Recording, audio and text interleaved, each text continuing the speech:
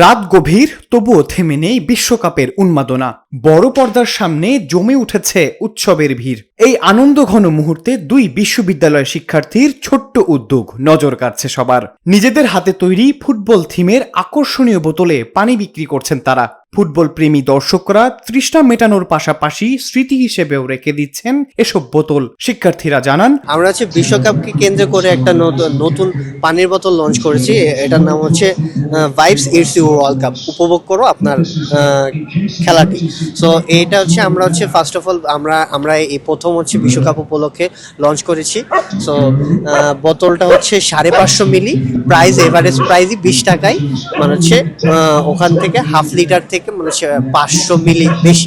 এই পানিটা এখন যেহেতু আমরা একটা স্টুডেন্ট, আমাদের এখান থেকে ইনিশিয়েটিভটা নেওয়া, তো আমাদের এই টিএসসিতেই পাওয়া যাবে এই জিনিসটা। আর তাছাড়াও আমাদের বোতলে আমাদের হোয়াটসঅ্যাপ নাম্বার দেওয়া আছে, কিউআর কোড দেওয়া আছে। তাছাড়াও তারা যদি অন্যভাবে নিতে চায় আমাদের সাথে যোগাযোগ করলে নিতে পারবে। আমাদের সামনে এই পানি একজন খাচ্ছিল, তো আমার কাছে তখন মনে হয়েছিল যে আচ্ছা ভাই, ওই পানির বোতলটা এত সিম্পল কেন? কারণ সাধারণত বর্তমান যে জেনারেশন, সবাই সবকিছু নিয়ে অনেক কনসিয়াস, সবাই সবকিছু নিয়ে অনেক কিছু ভাবে। তো আমার কাছে তখন মনে হয়েছিল পানির বোতলটা এত একটু খেলো লাগছিল আমার কাছে, যে না, পানির বোতলটাও তো আরেকটু আকর্ষণীয় হতে পারে, পানির বোতলটারও তো একটা আলাদা ভাব আসতেই পারে।